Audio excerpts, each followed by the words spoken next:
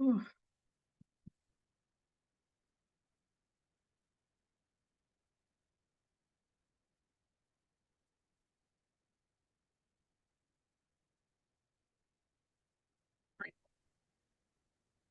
अच्छा जी, बिस्मिल्लाहिर्रहमानिर्रहीम। आवाज़ आ रही है आप लोगों को मेरी? Yes miss. चलें, ज़बरदस्त हो गया। अभी 4 बच्चे हैं, बाकी बच्चों को ज़रा मैसेज कर दें कि क्लास शुरू हो गई है। अच्छा जी, द थिंग इज़ कि हम बेसिकली क्या करेंगे, हम कल वाला लेक्चर तो कंप्लीट करना है आज, और आपके एलएमएस पे मैंने नेक्स्ट लेक्चर का एक केस स्टडी है, वो हमें देखना है, और देखते हैं कि अगर ये पॉसिबल हो जाता है तो बहुत अच्छा हो जाएगा।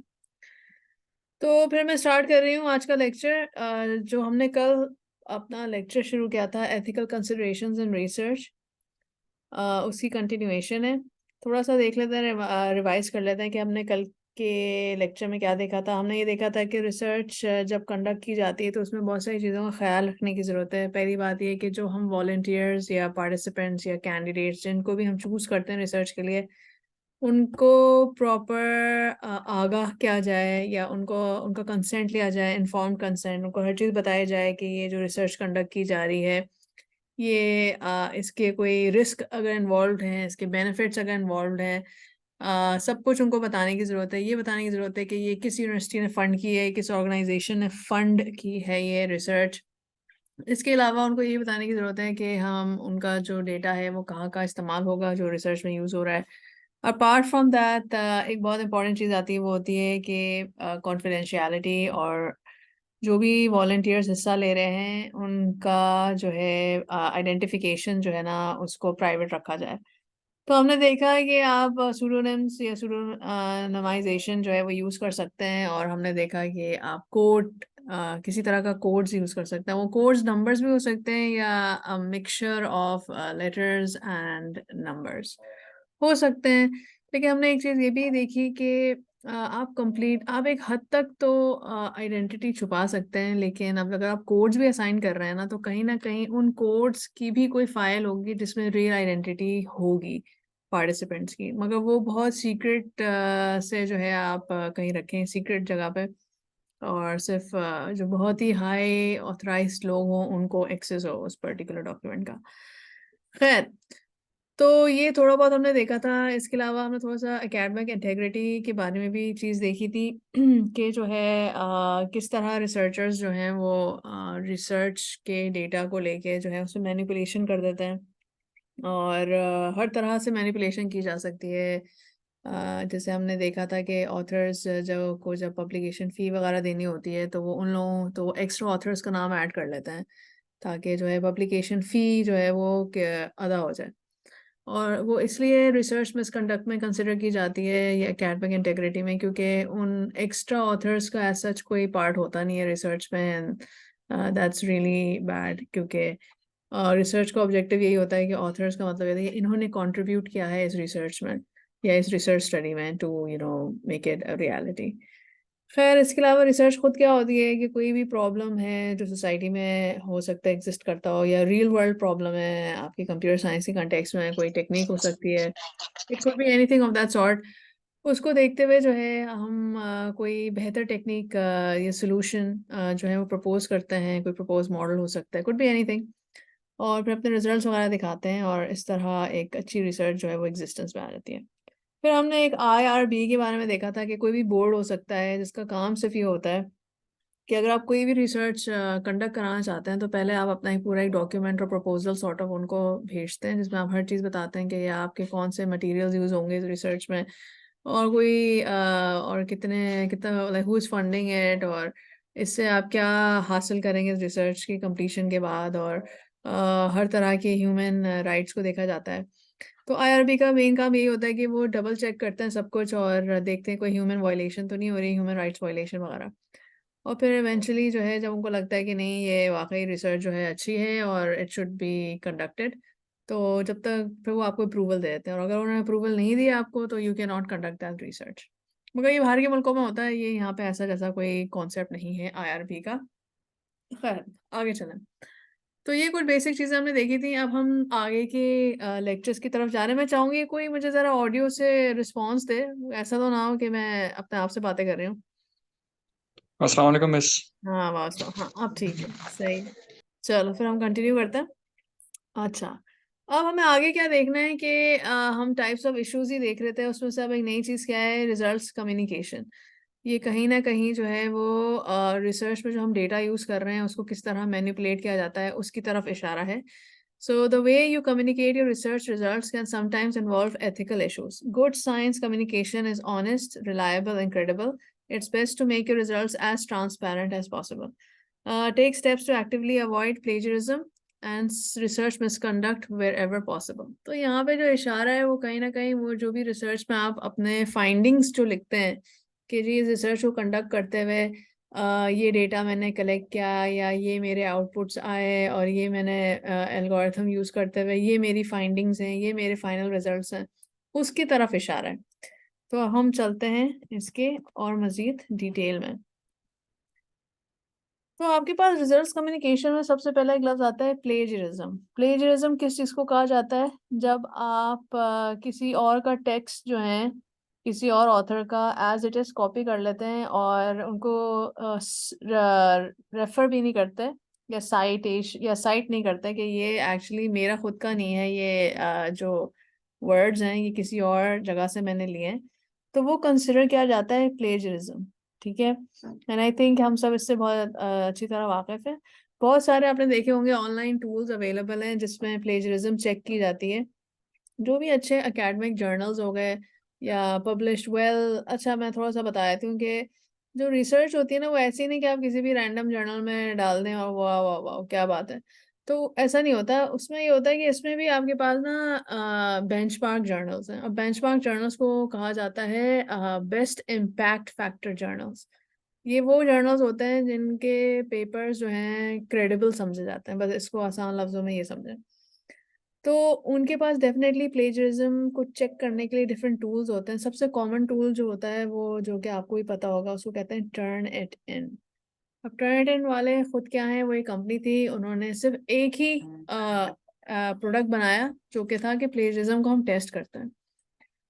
तो उसमें फिर उन्होंने क्या किया कि प्लेजरिज्म को टेस्ट करने का तरीका सिर्फ यही होता है कि जब आप कोई भी डॉक्यूमेंट डालते हैं ना जिसमें टेक्स्ट हो, तो वो उसको चेक करता है, चेक करके हाईलाइट करके बताता है बाकायदा। पहले तो बताता है कि कितना परसेंट ये कॉपीड है, और कॉपीड का मतलब ही यही होता है कि जो टेक्स्ट इसमें लिखा गया है वो कहाँ से जो है वो लिया गया है। तो वो पूरा हाईलाइट करके बताता है कि ये पूरा जो भी हाईलाइटेड कंटेंट है ये कॉपीड है। और वो उस कॉपीड के साथ ना डिफरेंट कलर्स ऑफ हाइलाइट्स होते हैं, और हर हाइलाइट एक डिफरेंट रेफरेंस को दे रहा होता है कि ये वाला जो है अगर ब्लू में हाईलाइटेड है तो ये इस वाली जगह से कॉपी किया गया है, इस वाली लिंक से। ये डॉक्यूमेंट ये वाली लाइन अगर ग्रीन से हाईलाइटेड है तो ये फला रिसोर्स। तो इसीलिए जो है जब आप इन सारे रिसोर्सेज को कैलकुलेट करते हैं ना तो आपके पास एक परसेंटेज बन जाती है कि जो है ना ये लेट्स से 54% प्लेजराइज्ड है। तो this is one of the things that जिससे हम पता कर लेते हैं कि कोई भी रिसर्च जो है वो कॉपीड है कि नहीं। अच्छा जी, तो यहाँ पे सबसे पहली चीज़ यही है कि प्लेजरिज्म से जो है ना कोशिश करें कि प्लेजराइज ना हो। अच्छा, अब कुछ केसेस में ना आपको ज़रूरत पड़ती है कि आप किसी दूसरे ऑथर का काम जो है ना वो उसमें लिखें। तो उसका तरीका ये होता है कि आप उनको प्रॉपरली रेफरेंस करें, रेफर पूरा एक रेफरेंस बनाएं या साइट करें उनको कि ये इन्फॉर्मेशन मैंने फला जगह से ली है, और जो है आप उसको देख सकते हैं। और हमारे पास ना जो भी हम पेपर लिखते हैं रिसर्च पेपर वगैरह तो उसमें रेफरेंसेस का कॉन्सेप्ट होता है, उसका ऑब्जेक्टिव ही यही होता है कि अगर आपने कोई ऐसी चीज़ डाली है जो कि you got it from some other source, तो आप उसको रेफर करें, रेफरेंस दें प्रॉपर। ठीक है, सेल्फ प्लेजरिज्म किसको कहा जाता है? Is when you republish or resubmit parts of your own paper reports without properly citing your original work. अब देखें ये भी एक कहानी है। इसमें क्या होता है कि लोग, जैसे अभी मैंने एक पेपर लिखा, ठीक है, अब उस पेपर को बड़ी मेहनत लगाई, मैंने बना लिया, ठीक है, एक जर्नल में छप गया, वाह भाई एक पब्लिकेशन मिली। अब लोग कभी कभार क्या कहते हैं यार हम यही एग्जैक्ट पेपर लेते हैं, इसको चेंज मारते हैं, ठीक है, चेंज मार के जो है ना इसको कहीं और भेज देते हैं, और वहां भी एक्सेप्टेंस आ जाएगी तो हमारे जो है ना एक और पब्लिकेशन हो जाएगी, and it's the exact same paper.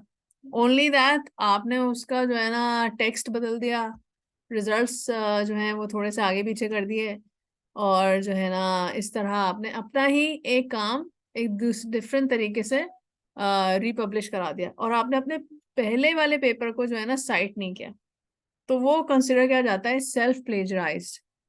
तो ये भी एक तरह का अनएथिकल मूव होता है, और ये अच्छी बात नहीं होती। इसके अलावा जो है we have something known as skew. Skew का क्या मतलब होता है, जब बात यही होती है कि हम इतनी देर से ये बात कर रहे हैं मैनिपुलेशन के, रिजल्ट्स को मैनिपुलेट कर रहे हैं आप जो है किसी और ऑथर का इंफॉर्मेशन ले रहे हैं, अपने पास एज इट इज डाल रहे हैं, बस हल्का फुल्का सा चेंजेस मार दिए, और आप समझते हैं कि जी वाह जबरदस्त क्या पेपर बन गया है मेरा। तो ये सब क्या है, ये गलत है, ये सारी चीजें गलत हैं। आपको प्लेजरिज्म से बचना है, आपको सेल्फ प्लेजरिज्म से बचना है, और स्क्यूइंग जैसी हरकतें ना करें। सही, समझ में आया? Yes miss. अच्छा, आप लोग चाहें तो आप चैट बॉक्स में भी लिख सकते हैं, रिस्पॉन्सेज दे सकते हैं, मेरे पास साइड में खुला हुआ है ये। ठीक है। अच्छा जी, तो इसमें क्या था, प्लेजरिज्म देख लिया, सेल्फ प्लेजरिज्म देख लिया, और स्क्यू देख लिया। चलो अब आगे चलें। एक एग्जाम्पल यहाँ दी हुई है जिसके अंदर क्या है कि basically there is this individual, और वो क्या करते हैं कि पेपर पढ़ रहे हैं वगैरह, और उनको ना अपनी वो पढ़ते वक्त उनको अ, अपने पेपर के लिहाज से दो और पेपर मिले। ठीक है, देखिए रेफरेंस का मतलब ये होता है कि आप अपने जैसा काम ऑब्जर्व करते हैं कि और कितने लोगों ने काम किया, लेकिन उनकी क्या टेक्निक थी, उनके क्या रिजल्ट्स रहे, तो यू डू दिस। अब उन्होंने देखा कि जब वो ये चीज कर रहे थे तो उनको दो पेपर मिले। ठीक है, और उन्होंने ऑब्जर्व किया कि उन दोनों में एक ही तरह का काम है, लेकिन उनके ना ऑथर उनमें सेम है, उनमें एक ऑथर दोनों का सेम है। लेकिन उन्होंने ये ऑब्जर्व किया कि दोनों ने डेटा सेट्स तक सेम यूज किए हैं, लेकिन दोनों का रिजल्ट जो है ना वो डिफरेंट आ रहा है। तो ये क्या चीज इंडिकेट करती है कि ये कहीं ना कहीं जो है ना इसमें स्क्यूइंग की गई है, और जो है ना वो जो रिसर्चर्स हैं वो ऑटोमेटिकली क्या हो जाता है कि ये रिसर्च मिसकंडक्ट जो है ना ये हुआ है इसमें। और ऐसा कैसे हो सकता है कि आपने डेटा सेट भी सेम यूज किया हुआ और आपने टेक्निक भी सेम यूज की हुई, लेकिन आपके रिजल्ट्स अलग आ रहे हैं। तो ये यूजली लोग इस तरह की हरकतें तभी करते हैं जब वो क्या करते हैं कि डबल पब्लिकेशंस करने के चक्करों में ये हरकतें करते हैं, और जो है मतलब अनएथिकल मूव है ये। और इससे ये चीज़ भी पता चल जाती है कि जब इनके रिजल्ट्स ही गलत मतलब डिफरेंट आ रहे हैं, तो that right there is an indication कि जो है ना इन्होंने डेफिनेटली कुछ मैनिपुलेशन की है। ठीक है। मिस ये सर आगे। सेल्फ प्लेजरिज्म नहीं होगा? हाँ, ये सेल्फ प्लेजरिज्म ही हो सकता है, बिल्कुल। मगर सेल्फ प्लेजरिज्म में एक थोड़ा सा ये वाली बात भी आ जाती है कि वो उसमें ना डेटा उसमें मतलब एग्जैक्ट कुछ केसेस में ना वो रिजल्ट्स नहीं चेंज करते, मगर वो कर भी देते हैं कुछ केसेस में, तो ये सेल्फ प्लेजरिज्म कह सकते हैं इसको, ये सेल्फ प्लेजरिज्म की ही एग्जांपल है। लेकिन उसमें सेल्फ प्लेजरिज्म में एक चीज और भी होती है कि वो रिजल्ट्स ना चेंज करें, और जो है बस लेकिन पूरा टेक्स्ट बदल दें, कि ऐसा कर दें कि वो बिल्कुल उसको डिटेक्ट ही ना कर पाए कि ये जो है ना पहले वाले पेपर की तरह कॉपीड है, टाइटल तक उसका बदल देते हैं लोग, कि वो बस पकड़े ना जाएं कि जो है ना ये सेम पेपर है, और ये सिर्फ इसका ना पूरा टेक्स्ट बदल दिया, और बस just to get another publication वो लोग इस तरह की हरकतें करते हैं। ठीक है, मगर फिर ऑब्वियसली वो अगर रिजल्ट्स डाले हैं तो वो भी प्लेजरिज्म टूल में पकड़ा जाता है कि यार ये रिजल्ट तो किसी और से मैच कर रहे हैं, तो वहां पे उनका भांडा फूट जाता है। तो बिल्कुल ये सेल्फ प्लेजरिज्म ही है। अच्छा जी, यहाँ रिसर्च मिसकंडक्ट की मजीद बात आ गई है, जहाँ पे एकेडमिक इंटेग्रिटी की भी बात आ रही है। Means making a फॉल्सिफाइंग data, manipulating data analysis and miss representing, एक सेकंड जरा साइड पे करूँ, मिस रिप्रेजेंटिंग, ये क्या हो गया है, miss representing results and research reports, it's a form of academic fraud. अब ये तो जैसे अभी हम इतनी देर से बात कर रहे हैं कि रिसर्च में बस गलत सलत डेटा डालना, गलत सलत टेक्निक्स डालना, और जो है ना इस तरह शो करना कि वाकई हमने कोई चीज़ अकम्प्लिश कर ली, देख लें क्या ज़बरदस्त हमारा काम है, तो ये सब ऑटोमेटिकली क्या कंसिडर किया जाता है, research misconduct. Research misconduct is a serious ethical issue because it can undermine academic integrity and institutional credibility. It leads to waste of funding and resources that could have been used for alternative research. अब मैं आपको एक चीज बताती हूँ। देखें अभी नहीं, वही बात है कि मैं हमेशा बताने की कोशिश करती हूँ, पर मैं अपने आप को रोक लेती हूँ कि ये आपकी फिर असाइनमेंट की एग्जाम्पल है। तो चले, जब इंशाल्लाह हम आपका असाइनमेंट जमा हो जाएगा ना, तब मैं इसको बताऊंगी कि ये क्या मतलब आपके क्या एग्जाम्पल है वो, ठीक है, तो मुझे कोई याद दिला देना। आगे चलें। अब हम थोड़ा सा देख लेते हैं कुछ एग्जाम्पल थे जहाँ पे रिसर्च मिसकंडक्ट हुई थी। और यहाँ पे एक एग्जाम्पल है 1998 में, example of misconduct MMR vaccine miss information. तो अब देखें बात क्या है कि यहाँ पे एक कोई साहब थे, इनका नाम था एंड्रयू वेकफील्ड। एंड्रयू वेकफील्ड के साथ क्या मसला हो गया था, उनके साथ ये मसला हुआ था कि उन्होंने publication and others published a now debunked paper claiming that measles mumps and rubella MMR vaccine causes autism in children.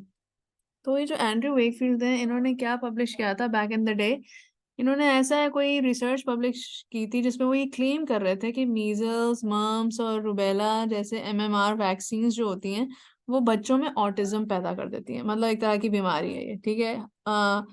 तो अब क्या हुआ कि जब लेटर इन्वेस्टिगेशंस की गई तो ये पता चला कि उन्होंने fabricate and manipulated the data to show a non existent link between vaccine and autism. उन्होंने बेसिकली एक फेक डेटा बनाया जिसमें उन्होंने ये लिंक करने की कोशिश की, देखिए मैंने एक फला फला एक्सपेरिमेंट किया और उसमें मुझे यही चीज साबित हो रही है कि ये वैक्सीन यूज करने से जो है ना बच्चों में ऑटिज्म हो जाता है। और ये बाद में पता चला कि ये एक्चुअली फेक चीज की थी उन्होंने। उन्होंने जो है लोगों को गुमराह किया था अपनी रिसर्च से।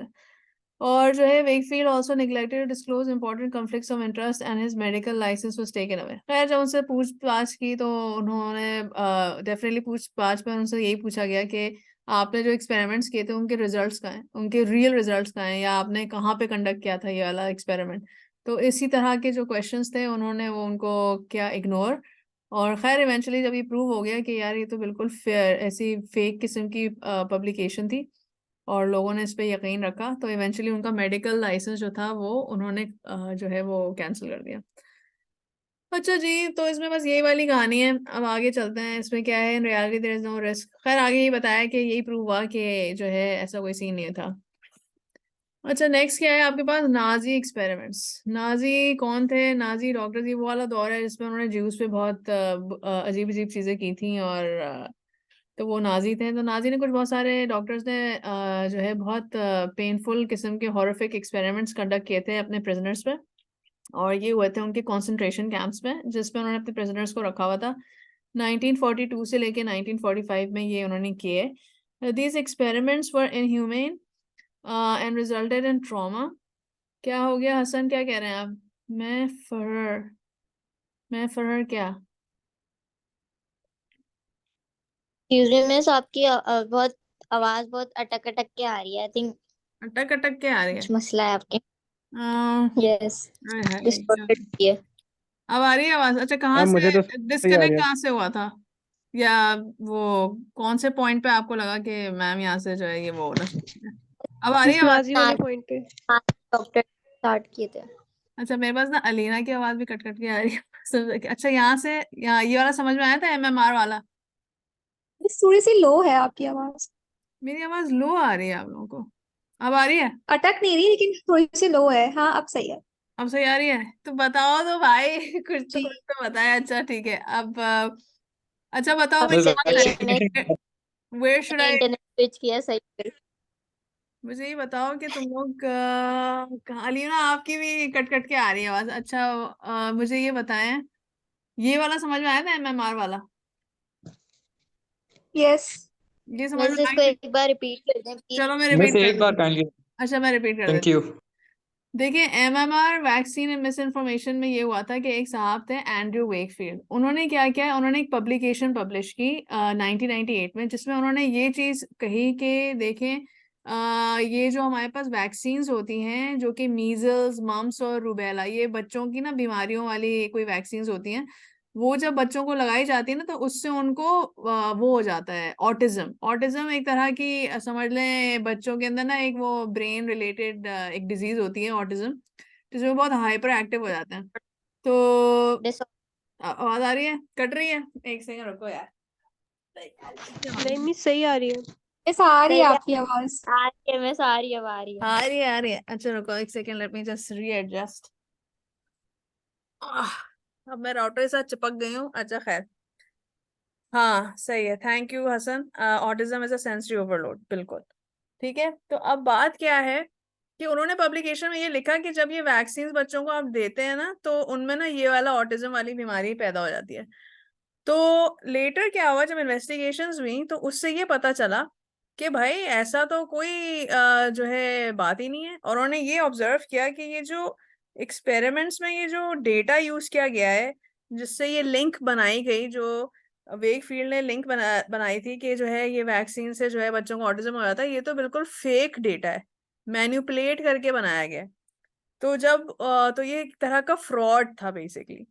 तो जब उनको क्वेश्चन किया गया कि भाई आपने तो अपनी रिसर्च में ये जो आप क्लेम कर रहे हैं, ये तो जो आपने एक्सपेरिमेंट्स किए हैं वो तो सारे फ्रॉड हैं, क्योंकि डेटा से हमें पता चल रहा है कि आपने मैनिपुलेट किए हैं डेटा, तो ऐसा तो कुछ है ही नहीं। तो वो किसी भी सवाल का जवाब नहीं दे सके और इवेंचुअली उनका जो मेडिकल लाइसेंस था वो कैंसिल कर दिया गया। उसके बाद क्या हुआ कि फिर बाद में यही चीज प्रूव हुई, जिसपे उन्होंने यही देखा कि ऐसा कोई रियलिटी नहीं है कि इन वैक्सीन से बच्चों को जो है ना ऑटिज्म हो जाता है। तो अब बात ये थी कि एलन वेकफील्ड ने ये हरकत क्यों की थी। देखिए लोग जो है ना, एंड्रयू वेकफील्ड ने ये हरकत इसलिए की थी, जब कोई पब्लिकेशन होती है ना, तो वो ना एक तरह का इस तरह देखा जाता है जैसे कोई ऑस्कर अवार्ड हो गया या कोई नोबेल प्राइज टाइप वाला, वो जो एक स्टेटस होता है ना, वो मिल जाता है लोगों को। तो इसलिए जो है ना कभी कभार लोग सिर्फ शोहरत के लिए ना इस तरह की हरकतें करते हैं। तो ये वाली बात थी, समझ में आई? ये और मजीद समझाना है इसको? नहीं मिस आ गई। समझ में आ गया? आगे चलें। यस।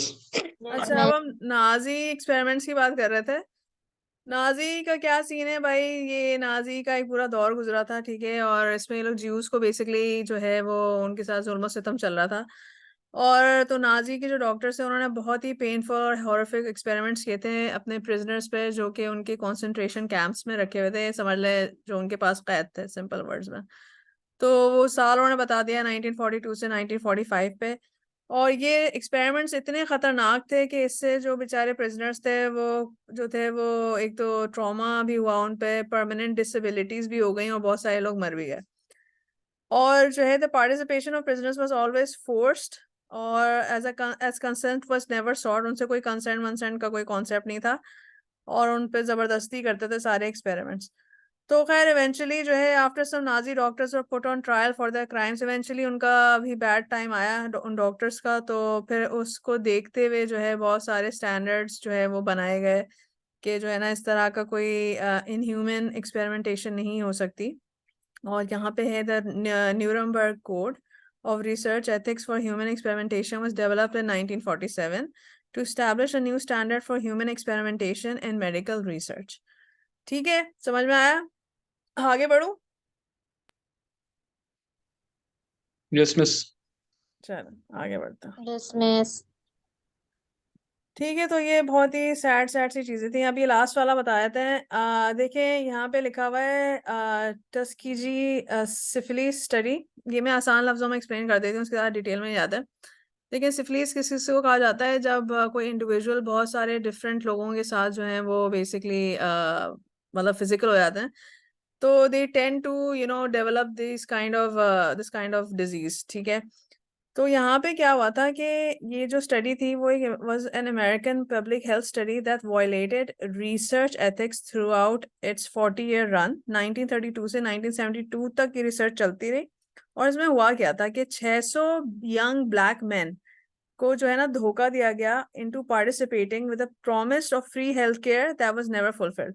उनसे कहा गया कि देखें आप इसमें हिस्सा लें, आपको फ्री मेडिकल हेल्थ केयर मिलेगी, और बहुत आपको ये जो भी बीमारी है ये बिल्कुल हम इसको क्योर कर देंगे, ठीक है। और रियलिटी जो थी ना वो कुछ और ही थी, बिकॉज वो क्या कर रहे थे in reality, the actual goal was to study the effects of the disease when left untreated. उनका रियल जो मोटिव था वो कभी भी उसका क्योर निकालना नहीं था, उसका सिर्फ ये उनका मोटिव था कि हम ये देखें कि अगर ये बीमारी अनट्रीटेड रहे काफी टाइम तक तो क्या होता है बॉडी को। और वो बेचारे जो पार्टिसिपेंट्स थे वो जिंदगी भर यही सोचते रहे, जो भी उनका टाइम था कि जो है ना हमें तो मेडिकल हेल्थ केयर मिल रही है फ्री में और बहुत अच्छा हो जाएगा सब। खैर फिर हुआ क्या, इवेंचुअली उन्होंने देखा कि बहुत सारी हेल्थ प्रॉब्लम्स जो थी वो लोगों को हुई, जिसके अंदर जो है वो ब्लाइंडनेस भी देखी गई और दूसरी तरह की और भी जो है वो कॉम्प्लिकेशंस आई। और इवेंचुअली फिर क्या हुआ कि ये तो अपनी हरकतें कर ही रहे थे, लेकिन इवेंचुअली कहीं ना कहीं से इस बीमारी का इलाज आ गया। और when treatment became possible in 1943, 11 years after the study began, none of the participants were offered it. और जब इवेंचुअली इसका कोई हल निकल भी आ गया, क्यूर आ भी गया, तब भी उन्होंने उन पार्टिसिपेंट्स को देने की जहमत नहीं की कि जो है ना ये भाई अब इसका इलाज अवेलेबल है। Despite their health conditions and high risk of death, even though उन बेचारों की इतनी बुरी हालतें हो चुकी थी, लेकिन फिर भी उनको ख्याल नहीं आया। By the end of the study, 128 participants had died of the disease and their or related complications. The study ended only once its existence was made public, and it was just to be medically unjustified. तो आप ये देख लें कि अगर आप अपने participants को धोखा दे के भी रिसर्च कर रहे हैं तो वो भी क्या कंसिडर की जाएगी? Research misconduct. It's more like ethical failure. Ethical failures like these resulted in severe harm to participants, wasted resources, and lower trust in science and scientists. This is why all research institutions have strict ethical guidelines for performing research. तो ये यहाँ पे हो गया खत्म। कुछ समझ में ना आया हो तो मुझसे पूछ लें, उसके बाद फिर देखते हैं कि हम नेक्स्ट क्या करें। कुछ पूछना है तो मुझसे पूछ लो। पूछना है हो? No, miss. बस इसमें से क्वेश्चनिंग जो है वो एथिक्स वाले लेक्चर की तरह आएगी, इससे क्वेश्चंस कैसे आ सकते लेक्चर हैं? 8 और लेक्चर 7। देखो इसमें से कोई बेसिक इंपॉर्टेंट कॉन्सेप्ट्स मैं पूछ सकती हूँ तुम लोगों से, ठीक है? तो ये पढ़ना पड़ेगा Okay. यार लेक्चर, ठीक है? अब वो मैं अब आइडिया तो हो गया होगा कि मैं बहुत दफा बहुत सारी चीजें बार बार रिपीट की हैं, तो वो एक दफा देख लेना, ठीक है? और उनके कॉन्सेप्ट्स पता हो कि इसका क्या मतलब हो सकता है, और कोई सिनेरियो भी दे सकती हूँ, उस लिहाज से भी पूछ सकती हूँ कि जो है ये किस तरह इम्पोर्टेंट है ये पर्टिकुलर कॉन्सेप्ट या प्रिंसिपल बेसिकली। तो ये this is an important lecture, कहने का मकसद ये है, ठीक है? एग्जाम्पल्स जो है वो तो आप डेफिनेटली छोड़ सकते हैं, लेकिन उनका सिर्फ एक आइडिया याद रखना कि देखें इस तरह की भी चीज़ जो है वो गलत कंसिडर की जाती है रिसर्च में, और इस तरह की चीज़ भी कंसिडर की जाती है गलत। तो बस एग्जाम्पल्स रटने की जरूरत नहीं है, बस एक सिर्फ आइडिया रख लेना अपने जहन में, ठीक है? और कुछ पूछना है? नो। अच्छा, अब हमें क्या करना है? अब हम जा रहे हैं अपने नेक्स्ट लेक्चर की तरफ। तो यहाँ पे एथिकल कंसिडरेशंस हो गए थे खत्म। अब आप लोग जाएं एलएमएस पे, जल्दी से इसको डाउनलोड करें। ये एक केस स्टडी है जो कि मैंने बनाई है, और इस केस स्टडी में हमें बेसिकली क्या करना है, ये आपके नेक्स्ट लेक्चर से है रिलेटेड, जो कि है control of personal information and data protection, ठीक है? ये रियल इवेंट्स को देखते हुए बनाई गई थी केस स्टडी। तो मैं चाहूंगी कि आपने एलएमएस पे जाएं और जल्दी से इसको डाउनलोड कर लें। हमारे पास आधे घंटे का टाइम है, तो हम इसको कंप्लीट करने की कोशिश करते हैं, ठीक है? खोल लिया? No, miss. Yes. अभी LMS खुल रहे. खुल रहा है? ओहो, अच्छा बता देना जब खुल जाए एलएमएस। खुल गया फाइनली. सही, गुड हो गया। अच्छा देखिए, जो हमारी नेक्स्ट क्लास होगी ना, वो कब है? नेक्स्ट वीक ही होगी अब तो अगर कोई फिर भी Yes. लगे कि मैम मुझे कोई कॉन्सेप्ट समझ में नहीं आया तो मुझसे पूछ लेना, ठीक है? हो सकता है कि अभी आपको ना क्लिक हो रहा हो, लेकिन अगर तब क्लास में पूछना हो तो मुझसे क्लास में ही पूछ सकते हैं आप लोग, ठीक है? जो अभी हमने एथिकल कंसिडरेशंस वाला लेक्चर किया है। Sure. बस नेक्स्ट आपसे वाइवा है ना? नेक्स्ट क्लास में बिल्कुल वाइवा है, बिल्कुल सही बोला आपने, thank you for reminding me Hafsa. और नेक्स्ट क्लास में वाइवा है, बिल्कुल।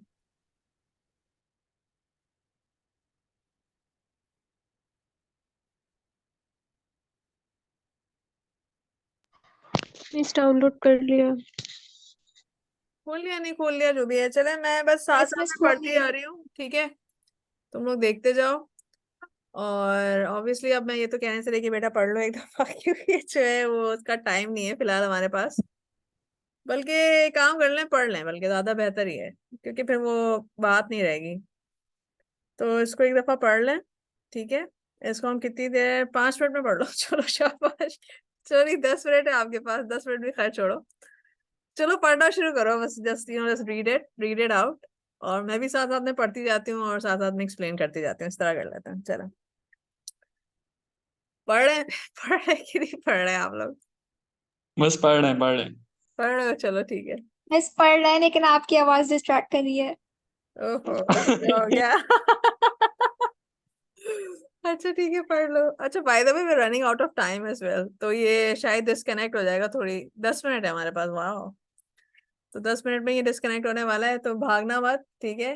रिज्यूम करके अटेंडेंस लगा के फिर ही जाएंगे। चलें, पढ़ लें पढ़ लें।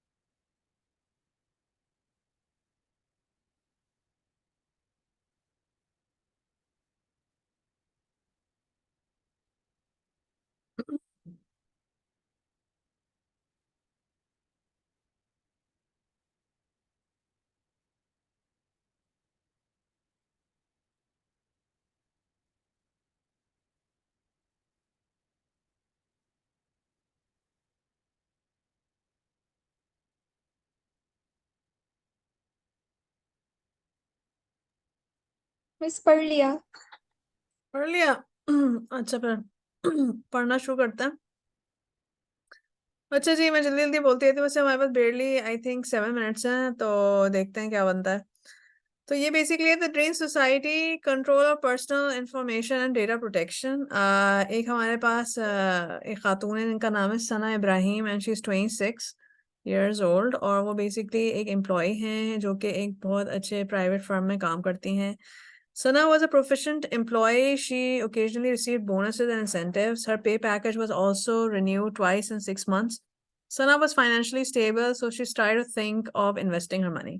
तो हमें क्या पता चला कि जो है उसके पास पैसा आना शुरू हो गया था यंग एज पे, और वो बहुत मेहनती बंदी थी, और जो है उसको एक साल में 2 दफ़ा उसके सैलरी पैकेजेस जो थे वो रिन्यूड हुए थे, which means like she might have gotten promoted and stuff. अब मसला ये था कि पैसा तो बहुत अच्छा आ रहा था, मगर अब बात ये थी कि वो सोचने लगी यार इसको कहीं ना कहीं इन्वेस्ट कर देती हूँ मैं। तो उसने अपने क्लोज फ्रेंड्स से जो है वो बातचीत की। हर close friends and colleagues suggested several different options, and one suggestion that stood out the most was to invest in land. ज़मीन में बेसिकली इन्वेस्ट करने का जो है एक अच्छा ऑप्शन उसको दिखा। Sana started to look for different property dealers. She looked at several websites. Sana eventually met Zameen and Co. They dealt in construction and selling of property lands. They explained to Sana that it would be safe if she invested in a gated society. आप लोगों को शायद idea है कि नहीं, लेकिन gated society का एक अच्छा कॉन्सेप्ट समझा जाता है कि वो प्रोटेक्टेड होता है, सिक्योर होता है, और उसकी मेंटेनेंस अच्छी हो जाती है इन जगहों की। ये कॉन्सेप्ट है, हम इस पे नहीं पढ़ रहे कि रियलिटी क्या है, लेकिन हम बस एक एक बात कर रहे हैं। ठीक है, तो इवेंचुअली हुआ क्या कि her land will be protected and she won't have to worry about land grabbers और fraudsters. So Sana agreed and finally bought 1,000 square yard land in the Dream Society. It was a well-secured society with a separate department of maintenance, security, and a main head office. अब बात ये थी कि बहुत अच्छी society बनी हुई थी, ड्रीम सोसाइटी, और उसके बहुत अच्छे अच्छे सारे डिपार्टमेंट्स बने हुए थे। मेंटेनेंस का डिपार्टमेंट अलग था, सिक्योरिटी का डिपार्टमेंट अलग था, और एक मेन हेड ऑफिस था, वो भी सेपरेट था। खैर, Sana made full payments of the land, utility charges दिए उसने, पोसेशन चार्जेस दिए। ये डिफरेंट तरह के चार्जेस होते हैं जो आपको at the time of when you are trying to buy a land, तो ये सब आपको देने पड़ते हैं। और सेक्टर का मतलब है there whole list of different documents जो आपको इनके चार्जेस देने पड़ते हैं। At the head office, she had to fill out multiple documents. She had to submit her CNIC copy and had to provide other personal information. She finalized the deal by providing her signature and photograph. Eventually, उसका जो deal पूरी sign up हो गई, वो किस तरह हुई? जब उसने अपना जो है signature किया और अपनी photographs वगैरह दी। उसके बाद क्या हुआ कि Sana gets busy with her life, और after a couple of days, अब सना जो थी उन्होंने एक बहुत जबरदस्त लैंड खरीद ली और जिंदगी जो है वो बहुत अच्छी जा रही थी उनकी, and she got busy with her life. After a couple of days, Sana starts receiving multiple WhatsApp messages from property dealers and construction companies. अब ये एक अजीब सी चीज उसका शुरू हो गई कि उसकी इंफॉर्मेशन जो थी वो तो उसने दे दी, ठीक है, मगर ये एक अलग अलग प्रॉपर्टी डीलर्स और कंस्ट्रक्शन कंपनी से इसको जो है ना व्हाट्सएप मैसेजेस आना शुरू हो गए। और उसमें क्या था, the messages were about different marketing schemes, whether she was interested in selling her property or interested in constructing a house. If she was interested in making an investment in construction projects, shops, malls, etc. मतलब हर तरह के messages उसको मिल रहे थे जो कि घूम फिर के इसी डोमेन की तरफ थे कि आपको नई ज़मीन खरीदनी है तो आप यहाँ आ सकती हैं, आपको अपनी प्रॉपर्टी बेचनी है तो आप हमसे रब्ता करें, यहाँ फला मॉल खुल रहा है तो उसमें आप मर्ज कर लें, ये कर लें, फला कर लें, ढिमका कर लें, ये मार्केट में इन्वेस्ट कर लें। ये सारे इस किस्म के इसको मैसेजेस आना शुरू होगा। अच्छा भाई, उसके बाद क्या हुआ, she later on started receiving phone calls from similar companies, और फिर पहले तो बात मैसेजेस तक थी, फिर इवेंचुअली फोन कॉल्स तक आना शुरू हो गई with the same context. She would receive these calls while in her office meetings, at the weekends and after office hours. और मतलब कोई टाइमलाइन कुछ नहीं था, और जो है ना इसको ये इस तरह जो है वो डिस्टर्ब करना शुरू हो गए लोग। तो सना जो थी, she became very frustrated. She decided to lodge a complaint in the head office of the Dream Society. She filed a complaint that her personal information was shared with multiple companies without her consent. She pointed out that these people knew her name, where she worked, her cell phone number, and how much land she owned. तो वो कहीं ना कहीं जो है वो main office ही गई और उनको पता था कि मेरी इंफॉर्मेशन जो है वो यहीं से लीक की गई है, और उसने जो है वहां पे जाके ही शोर मचा दिया। The top management of the Dream Society took immediate action and investigated their employees. It was later revealed that their clients' data information was being sold to third-party companies that further sold it to construction business companies and marketing companies. These companies use the services of call centers for their business promotions. तो basically अगर देखा जाए तो हमारे पास different तरह के call centres होते हैं जिनको ये इंफॉर्मेशन दी जाती है, या तो आप खुद कॉल सेंटर्स को अप्रोच करते हैं या आप खुद बना लेते हैं अपने कॉल सेंटर्स। बहुत सारे बच्चों को आपने जो है क्या अगेन ज्वाइन करना है क्लास ओवर, अभी हुई है क्लास ओवर, अभी है हम अर्जुन। अच्छा क्या है फिर उसके बाद, these companies use the services of call centers for further promotions. The Dream Society fired all those employees who were involved, but for Sana those phone calls and messages never stopped coming. She wished that the Dream Society had a strong mechanism to protect the data of their clients. अब देखें बात ये कि अभी ये थोड़ी देर में disconnect होने वाला है, तो जैसे हम रिज्यूम करेंगे उतनी देर में आप ये सवालों को एक दफ़ा देख लें और फिर मैं एक दफ़ा इसको समराइज कर दूंगी, ठीक है। तो अभी तो जब तक हैं तो हैं, और जब तक नहीं हैं तो क्या कर सकना। अब समझ में आया यहाँ तक, कहानी को समझ में आ गई जो पूरी केस स्टडी है? Yes Yes, miss. यहाँ तक समझ में आ गया ना, ठीक है। अच्छा अब हमें क्या करना है, अब बस ये किसी भी देर में जो है ये बंद होने वाला है, और हो रहा है तो हो रहा है, कोई बात नहीं। अच्छा जी, हमारे पास क्वेश्चंस में क्या दिया हुआ है। नंबर 1 आपसे पूछा जा रहा है, was the disciplinary action taken by the dream Society against their employees enough. दूसरा सवाल आपसे पूछा जा रहा है, does Sana Ibrahim have any other options she can avail regarding her data protection. तीसरे में पूछा जा रहा है, is there a chance that the top management of the dream Society is also involved in selling